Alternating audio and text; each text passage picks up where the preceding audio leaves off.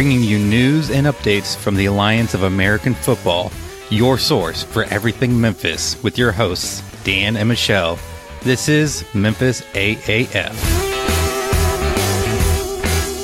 What up, flight crew? This is your captain speaking. I am Michelle, and again, and as always, I am joined by my co-host and lovely husband, Daniel. Daniel, how's it going? What are you up to, and what are we talking about today? Okay, so a little personal information. My arm has been like really weird lately. What? Why? I slept on it, kind of funny. Okay. And now it's just like it won't like Hey, Dan, fix itself. do you know that we're recording the podcast? Wait, shit, what? We're not. God damn it! Why didn't you tell me? I just introed you. You know the pain is pretty gruesome. Okay, I can honestly tell you that we don't care about your arm. No. We're here to talk football. Holy shit. Okay, fine. Well, let's talk about football. Let's do it. So the first thing I kind of want to touch on is that we have set up a Patreon for the show. Yeah, not to make it awkward, but we would love a little bit of funding. We can do some more fun stuff. So, I mean, the main reason is we want to be able to cover all the games, including all the away games. Definitely. And we're not sponsored or supported by the team. We're just avid fans. We don't get any kind of money from the Alliance at all. And we would love to be able to bring you content from the games. Dan just got this awesome recording equipment that we can take and like record stuff out in public, so we can maybe do interviews and get sound from the games. And yeah, we would love to be able to bring that to you guys from the road and the away games. Well, every game. Yeah, and everything we've done so far has all been out of pocket. Yeah, just because we love it so much. Yeah. So if you want to be a part of this, you can head on over to Patreon. It's memphisaaf.com/Patreon. That's Patreon.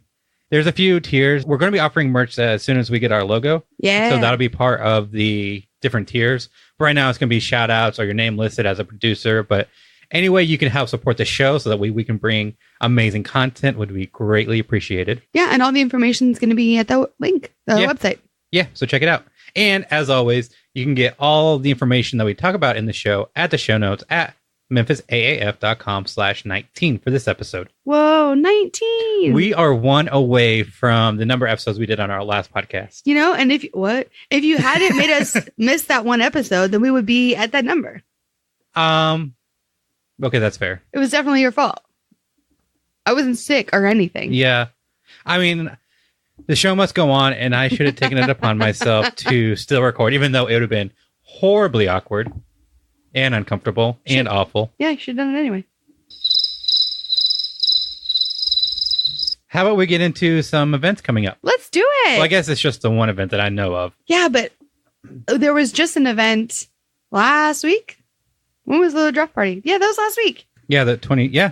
Holy shit. So it's so cool that there's like kind of back-to-back events, and it's just like as we're getting closer, things are totally ramping up, and it's just going to get more awesome from here. So anyway, sorry, go ahead. Yeah, and they're always doing something in the city. So like they do the Food Truck Thursday every week. They were out at the St. Jude Marathon. Oh, really? Yeah. Oh, cool. So, I mean, follow them on Facebook, Twitter, and Instagram because they post like where they're going to be. So if you want to stay up to date, follow them there.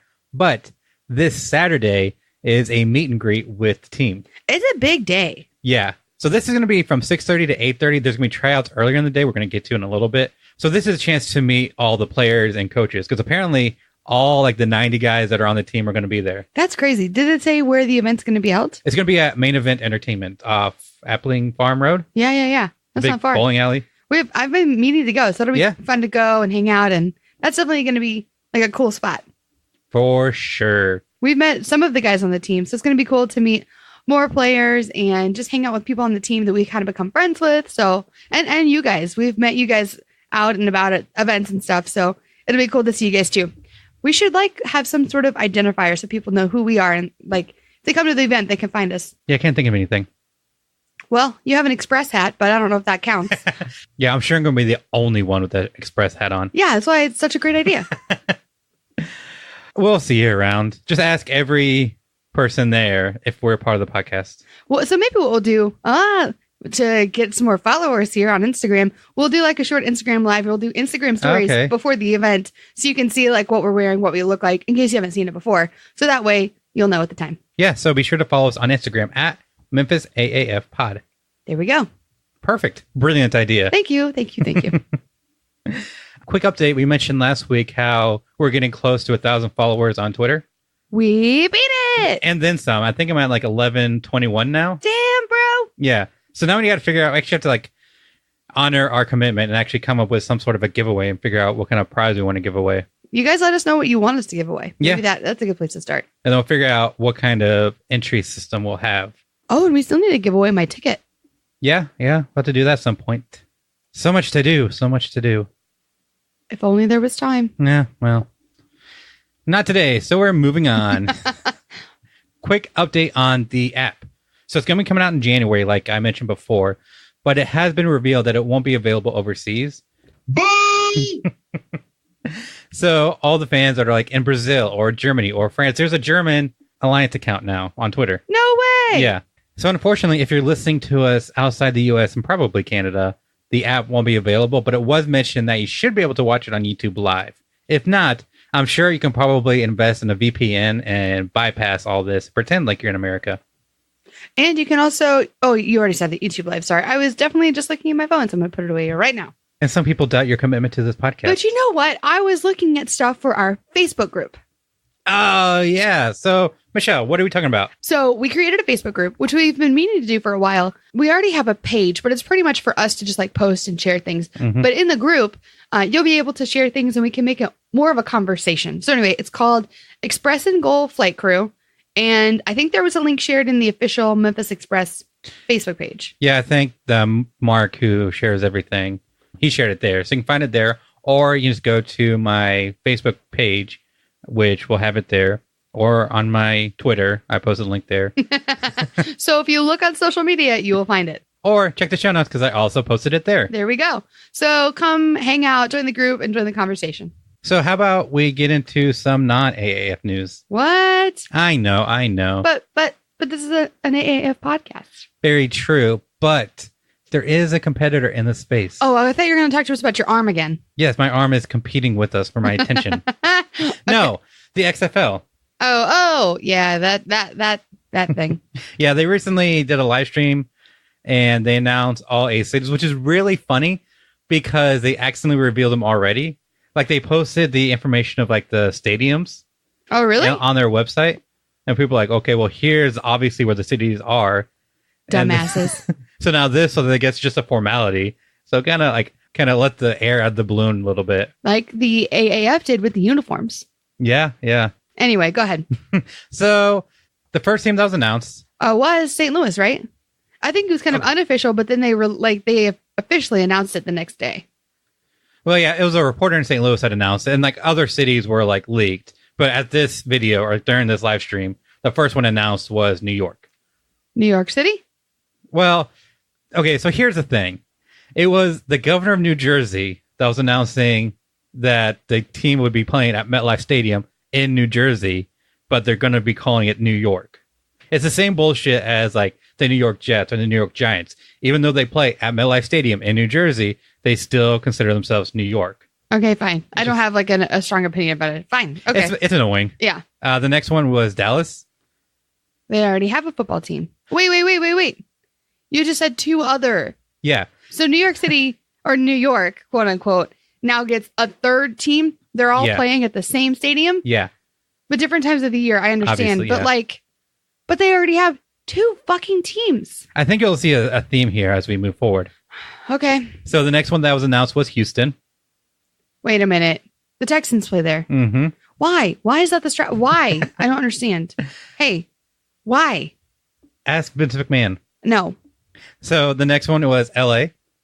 They already have 2 teams. I don't understand. This is probably going to continue for the rest of the list, other than St. Louis that I already know is a team. The next one is St. Louis. Yeah, they don't have a team anymore because they went to LA. LA has 2 teams already. And they're going to be playing in the Stubhub Center. Well, no. I don't think the Rams play in the Coliseum, I believe. I'm probably going to get shit on for this, but the Chargers play in the Stubhub Center. Okay. And so now the LA XFL team is going to be playing. Have they announced names or anything? No. Okay. St. Louis was the next one. Right. Then wait, where are they playing? The Dome at America Center, formerly the TWA Dome and Edward Jones Dome. Oh, okay. Where the Rams did play when they were in St. Louis. I'm guessing. What other domes are in St. Louis? No other domes that I know of. There you go. We got Seattle. Okay. Also playing in the CenturyLink Field Stadium where the Seahawks play, Tampa Bay, Okay. and Washington, D.C., who already have a team. So why do you think they went for cities that already have teams, some of them more than one? It's obviously a strategy. Yeah, I mean, they're obviously football cities that already have like football fans that go to football games At these same stadiums. So I do see that there's a benefit in that. It's like, we'll just come back next week because we're going to be playing again. So like we were talking before, how... Wait. I'm so sorry. I didn't mean to interrupt you. Is the XFL season the same as the AAF? Yes. Okay, so it will just be like, come back next week because there's another game. Yes. Gotcha. Okay, so I do see that there's a benefit in that. You don't have to try to direct people to another place. Traffic, anyway. Plus... Foot traffic. Yeah, exactly. You can probably, I'm guessing, maybe start announcing it and promoting it during regular season, like NFL games. Like, hey, watch out in like a month. There's going to be more football for this team. So I do kind of see that. It just seems like there's other cities that would kind of feel snubbed. Oh, for sure. Because they didn't get a team. I'm sorry. Go ahead. I interrupted you. No, you pretty much made the same point that we talked about like earlier. We were talking about like what day of the week the AAF should play on. Yeah. Because they first announced it'd be Saturdays. And we thought you thought that was weird because people are used to watching football on Sunday. Definitely. So it's just the same thing. People are used to going to the stadium to watch these games. And it's just a continuation because they're going to be starting the weekend after Super Bowl, just like the AAF. I see. So it's two different kind of strategies. Both are going after markets where there are football fans. But the AAF is going to cities that have the desire for football, but don't have a team to support. So I'm wondering if that's going to be a more successful strategy to go to cities that don't have professional teams, because they're going to be more willing to support that team. Whereas like, I mean, when does baseball start or basketball? If basketball is going on in these same cities. Will these fans just go to those other sports, or would they want to support a minor, well, quote unquote, minor league? See what I'm saying? Kinda. So I just don't know like how successful, again, this is minor, quote unquote, team or league is going to be in these cities that already have professional teams. I'll just be interested to see how that goes. Yeah. So it'll be interesting to see how it unfolds because they're still a long way away because they're not starting until 2020. Right. Yeah. And they're going to be doing multiple drafts throughout the year. And it'll be much more of a slow buildup than the AAF. Yeah. Which I'm wondering if that might not be detrimental because the AAF was painfully slow when it came to releasing all the new updates and information and whatnot. Yeah, we still came up with enough information to come out with episodes. So yeah, there was still enough so that we could record a podcast. So have you seen buzz on social media about the XFL? Oh, yeah. I mean, it's been buzz for a long time now. Gotcha. And it's mainly because it's already an established brand. Vince McMahon is already an established figure. So there's a lot of oomph behind him. I have a lot of questions about XFL stuff. Are we going to talk about that more in addition to what we talk about? I'm sure we'll bring it up, but we're not going to cover it nearly as in depth as the AAF. Sure. Because that's our league and that's our team. I get it. I'm just like, are they going to do the whole run to the football thing? Is there any talk of like names or logos or masks? I mean, I'm just really curious. I read something that made it seem like the XFL is going to be less likely to work with the NFL. Oh. And that with the AAF, obviously, as Josh Johnson has just shown, there is an out clause in the AAF contracts if they get an opportunity to go to the NFL. And the XFL isn't going to have that? That's kind of what it's sounding like. Whoa. They made it clear that they're not a development league for the NFL. Bro, you are. Right. If you're playing football and it's a similar style to the NFL, you obviously are. Yeah. Whether or not you want to be, why would you take that? They're doing a lot of things I don't understand. They're doing a lot of things different from the AAF. Yeah. So it makes me feel like it's just going to be purely competitive and it's not even going to be as much fun. So, because like I was kind of thinking about picking an XFL team to support, and I'd probably go for St. Louis because that's where we're from. Yeah. But if it's going to be so combative, and I don't know, I just wouldn't want to support that. Yeah. So it'll be interesting to see like how that unfolds. If I were a player and if there weren't an out clause with the XFL, there is an out clause with the AAF.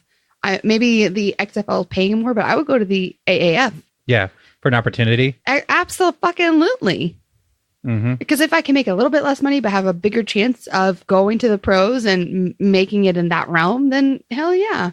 That's so, I don't know. Maybe they're trying to like get this crowd of like bros and like like just people I'm not a fan. You know what I mean? Like, Yeah. like these competitive, like, fuck you kind of people. I don't know. That just doesn't make sense to me. Yeah. It's just right now there's not enough information to really understand what the strategy is. So Yeah. I guess we'll just find out. wait and see. You guys will just have to let us know also if you want us to bring you XFL news, if you're kind of interested in some of this stuff, or you're not interested and maybe you want to listen to another podcast and we just keep to AAF and Express stuff. You'll have to let us know because I'm curious, but I don't know if you guys are. So yeah, let us know.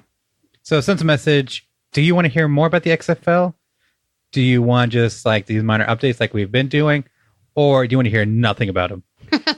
So how about we get back to Memphis? Let's do it. All right. As I mentioned somewhere in that little mini rant, Josh Johnson is no longer in the AAF. Who was the first pick for The Fleet. Right. He's the first overall to go in the AAF QB draft. And since he's no longer with the team, will they sign another quarterback? Will they just deal with their three? It leads to a lot of questions. I would imagine they'd bring on one more just because like the general consensus, at least what I've seen from the NFL, is that you want 4 QBs during training camp. Sure. Just so you can get everybody enough reps. And I mean, if you're planning on having 4 anyway, you might as well bring in another one. If there's somebody else that was in the draft that you were looking at, maybe like Tommy Armstrong. But it just kind of proves the model of the AAF. Sorry, I'm just excited. You go. Okay.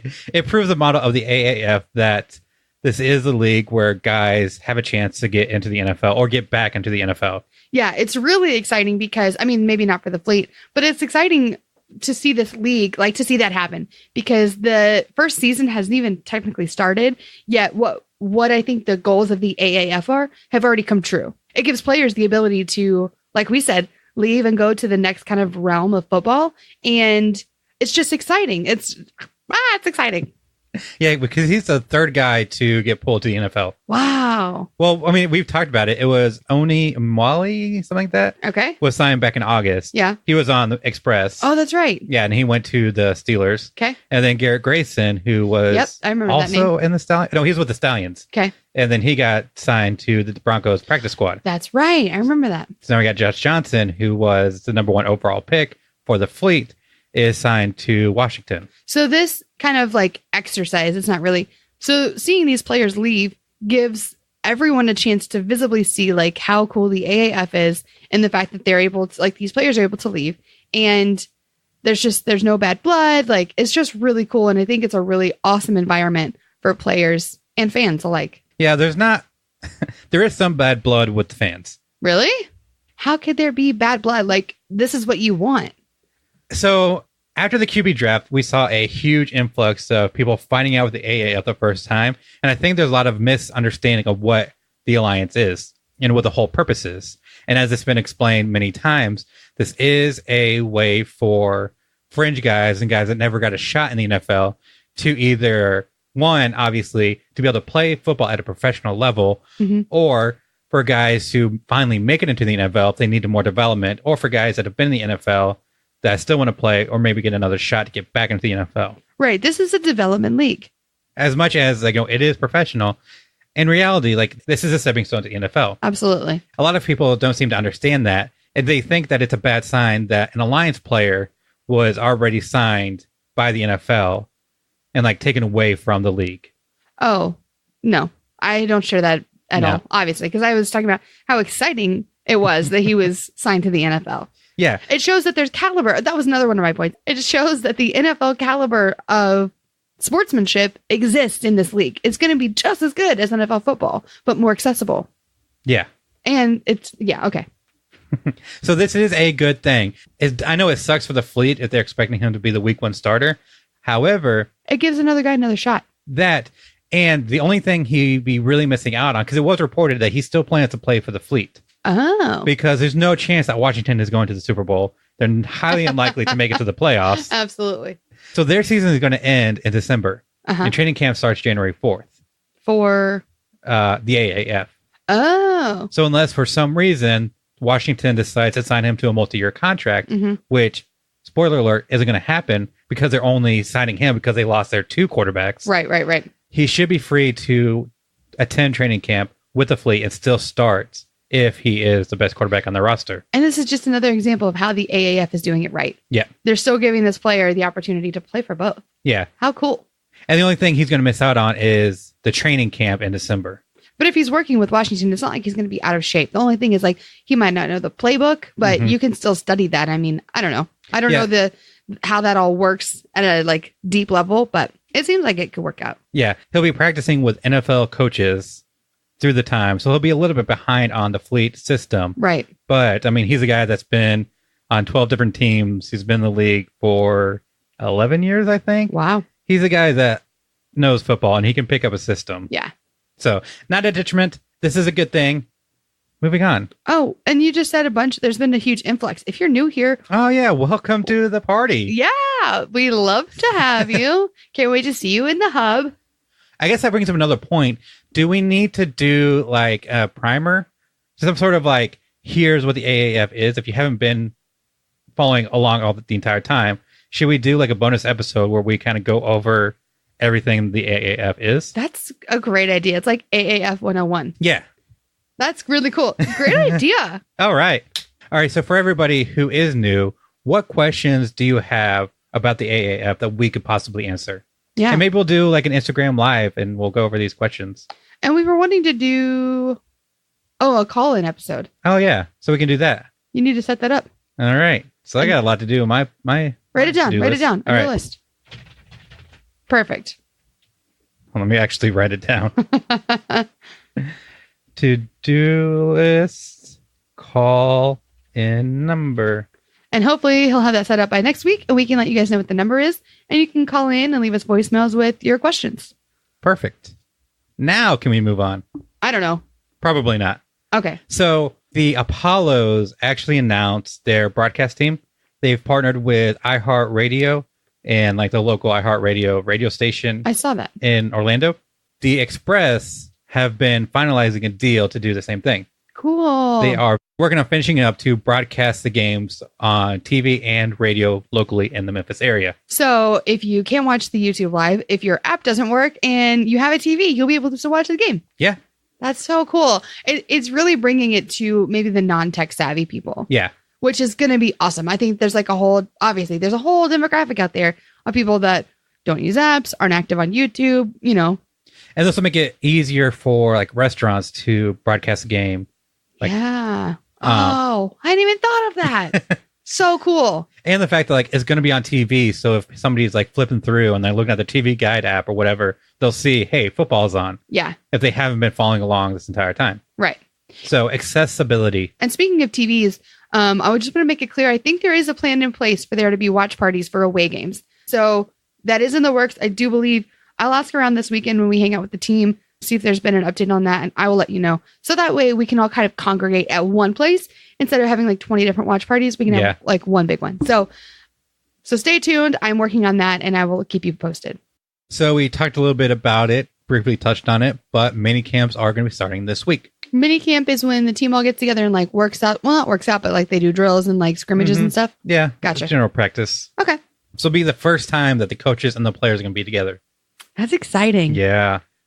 Too bad it's close to the public. Yeah, as with pretty much everything, every kind of event that the Alliance has, it's closed to the public. Do you think that maybe when we get closer to the season starting, that we'll be able to go to practices? Because I understand maybe not wanting us to come to this one because it's going to probably be really rough and maybe not even that interesting because it's just going to be a lot of introductions and I don't know, it might not even be interesting. But I think, again, like I said before, to invite media to come to these things, and maybe not even us in particular, as much as I would love to be there. No, definitely us in particular. I think to get hype going and like to build the excitement, it would be a great idea to have the media come out and write articles and talk about what they've seen and talk to players. And I don't know, I guess on one hand, you do have to keep kind of a tight lid on things. You don't want too much to get out. Yeah. But on the other hand, you can say like, off the record, blah, blah, blah. Or like, I don't know. It just seems like it would be such a good idea to let people come and talk about it. I think we'll be seeing that more and more as we get closer. That's what I was saying. So the way it works in the NFL is there are media days for practice. Oh. So there's like designated times that the media can show up to a team's practice and see what's going on. And the main reason for that is you don't want media like any practice because you got your game plan you don't want the other team knowing about. Right. So by having it like predetermined, the team can demonstrate something else that's not. They can demonstrate skill without giving away their secrets. Yeah. I get it. So I could see some of that happening. Hopefully that does happen. Charlie Ebersol, we know you're listening. But I do think they're gonna open up a little bit because I believe there's gonna be like a media event during minicamps. We'll have like the media will have access to talk to coaches and players. Do we have that access? I'm pretty sure. Hell yeah. I've been talking to the team trying to get it set up, so I think we'll have it, but I don't want to like commit to anything now. You should have told me this before now because we are 2 days away before the event. And what if I had something going on Saturday? I didn't realize that my whole day was going to be gone. Now it is. Well, if you follow me on social media, you would know about all of this. Fair point. Fair point. But we will be able to go to the tryouts this Saturday. Which we are also, I keep saying excited. And I hate how everyone these days is like, I'm so excited, but I'm excited. I'm really looking forward to this tryout event because there's going to be players that we've interviewed at the event, at the tryouts. Yeah, so if you've been listening to the show for a while now, you may remember Garrett Berg, Isaac Gross, and Bubba Jenkins. Those 3 guys should be at the tryouts this week. So cool. And again, Dan got this cool recording equipment. So we'll be able to like interview out on the go, more than just in our office here. So hopefully we'll be able to talk to those players and kind of get kind of a follow-up with them. I don't know what it's going to be like, but I'm really looking forward to that. I know I'm going to get questions about it. So let me just preface it now. It is closed now. They are at capacity, so they won't be able to take on have any more guys register for tryouts. Oh, yeah. I was like, what do you mean? Gotcha. Yeah, so if you wanted to try out, you won't be able to at this point. Oh, and also, we're not, Dan already said this, but I just want to repeat this. Oh, yeah. We're not actually affiliated with the team. We're just like, we hang out with them, and obviously, we talk about the team, but we don't have Will Lewis's number. Yeah, we don't have hardly anybody's number. See, we work with the communications and the event organization part of it. Right. So we have no access to the players and coaches. Yeah, or football operation. So we've got people we talk to, but we don't have any poll and we can't get you a meeting or get you anyone's phone number. So sorry. Yeah. I don't have Mike Singletary on speed dial as much as I want it. Yeah, unfortunately. But we may be able to meet him at the meet and greet. Exciting. Again, meet him again. Yes. Because we met him at the other meeting. The other meeting? How southern did it? Oh my goodness. Wow. The other meeting. My bad. Goodness. So it'll be interesting to see how both the minicamp and the tryouts affect the roster. Because we already have a ton of players. Wait. Sorry. Hold on. I was totally not thinking of you. Just now I was picturing Mike Singletary at main event on one of those game ride things. It's like a motorcycle and you sway back and forth. I would love to see him do one of those. Maybe if we get us enough beer in him, he can do the Super Bowl shuffle for us. I don't think so, but I would love it. So, I'm sorry. What did you just say that I was not listening to? I think I was talking about the roster. Okay. It'd be interesting to see how the minicamp and the tryouts affect the roster because we already have so many. Yeah. So many players. But there have been some cuts. Yeah, there have been some movement. So we have signed 6 players and we have cut 5 according to the Memphis Express roster that's on AAF.com. Right. There hasn't been any official press release for this, but they've updated the roster, so that's what I'm going off of. So we have signed Jessamine Dunker from TSU. You posted that player card. Yes. That's all that I know. But yeah, I've been posting player cards for all these, slowly dripping them out throughout the week. Wait. So you post player cards to the new players? Do you have a goodbye for the ones that were cut? I feel like they're already going through a lot of shit, so I don't want to be tagging them, this guy just got fucking cut. Good point. Okay, back to what you're saying. Yeah. Anyway, so Jessamine Dunker from TSU is a guard. Defensive tackle Jeremy Liggins from Ole Miss. That one I'm a little confused about. Why? Because he played quarterback in high school. Okay. When he got to Ole Miss, he was a tight end. Okay. And then they transitioned him to an offensive tackle. What? So that tight end to offensive tackle kind of makes sense because tight ends are often used for pass and block protection. Okay. Or pass protection and run block. So to make that transition isn't as interesting. Okay, I see what you're saying. But the team has him listed as a defensive tackle. Weird. Yeah. So I'm guessing that whenever they updated the roster, they put DT instead of OT. So my guess is he's actually an offensive lineman. Sure. But we'll see. We shall see. But he was a 300-pound tight end. So. Whoa. So it'll be interesting to see how Express can use him since he played tight end, quarterback, and offensive line. Wow. That's very diverse when it comes to a player as opposed to a long snapper who just does one thing. He just snaps the ball. Very true. Okay, sorry. Next player. Not that we don't love our long snapper. Well, maybe. We don't know yet. Hopefully we'll meet him at the meet and greet. We get to meet Sean Johnson? Maybe. Okay. Can we move on now? Yes.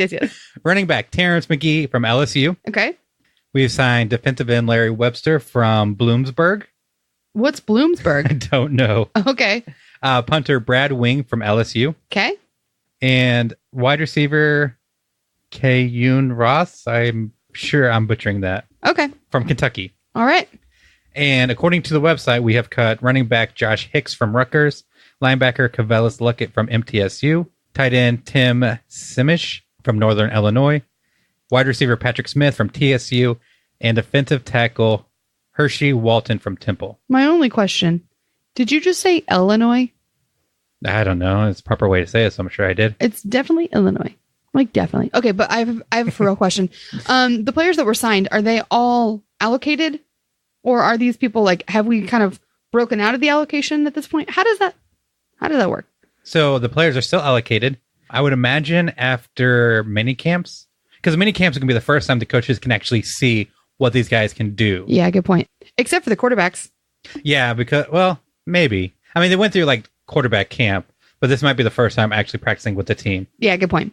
This will be the first time that the coaches can truly evaluate what these players are going to do in their system. That's right. And then we talked about, I think it was maybe last week, there were going to be cuts after minicamp, maybe, and that you'd want players to still be allocated. So that way you still have that pool to draw from. Yeah. So I expect cuts after minicamp just because people aren't what they thought they were. Right. And we'll still need like these allocation in place. So we still have a large pool to pull from that Absolutely. other teams can't touch. But I would imagine sometime in December that would be released, and up until training camp, you might see previously allocated players being able to be signed by their non-allocated teams. Gotcha. So when would it go back then? After the season? Yeah, probably at the offseason. Okay. It'll go back to the allocation. Yeah, so I imagine like during the season, it's free range. Sure. And then next offseason, we'll go back to Who's allocated, who's not. Gotcha. All right. But as far as these go, LSU and TSU and Ole Miss are allocated to Memphis. Okay. Bloomsburg and Kentucky. I don't know about Kentucky. It might be. I don't know. Gotcha. But anyway, so those are the roster moves. And a coaching move. Okay. We have hired a wide receivers coach in Bobby Blizzard. Definitely not his real name. Whose name is Bobby Blizzard? Well, I'm sure his mother called him Robert Blizzard. But then Bobby Blizzard is just perfect. And it rolls off the tongue better than Robert Blizzard. Yeah. Bobby Blizzard. Yeah. I like it.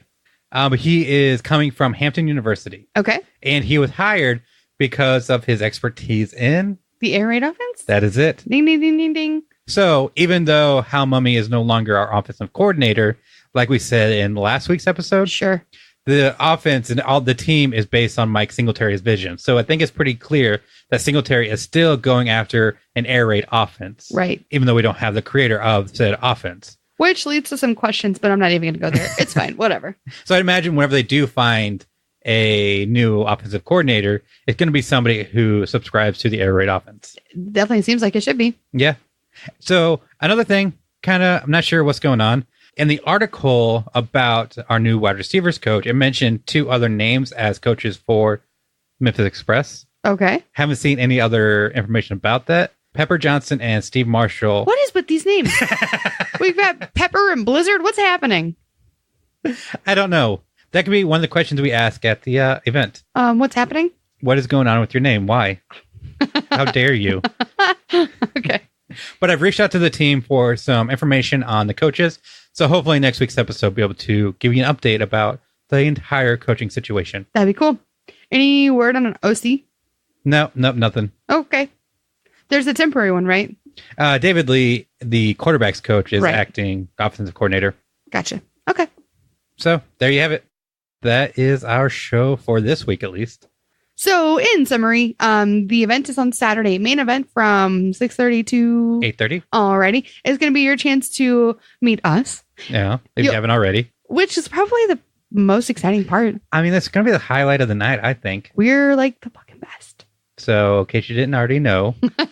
Now you do. Anyway, also all the coaches, players, and people from the team should be there. Yeah, all of them. Anything else?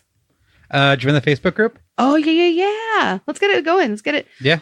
We need to start planning like how tailgating is going to work. And the thing that I really want to start like getting together, because we've talked about it, is the barbecue bowl. I feel like there's some logistics. Like we need to figure out how that's going to go. So join the group and let's start that conversation. Perfect.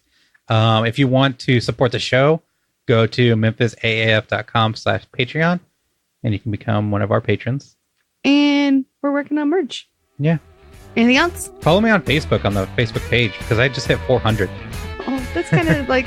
It's kind of pathetic because I just cracked 300 on Instagram. Pathetic is not the word I would go with. It's a little like sad. Pathetic is like...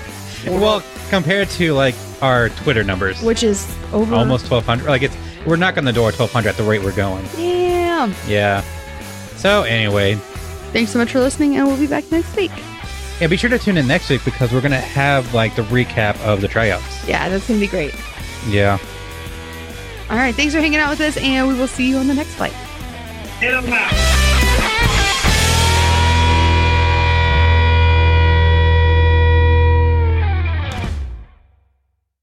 And I bet you thought there wasn't going to be an outro.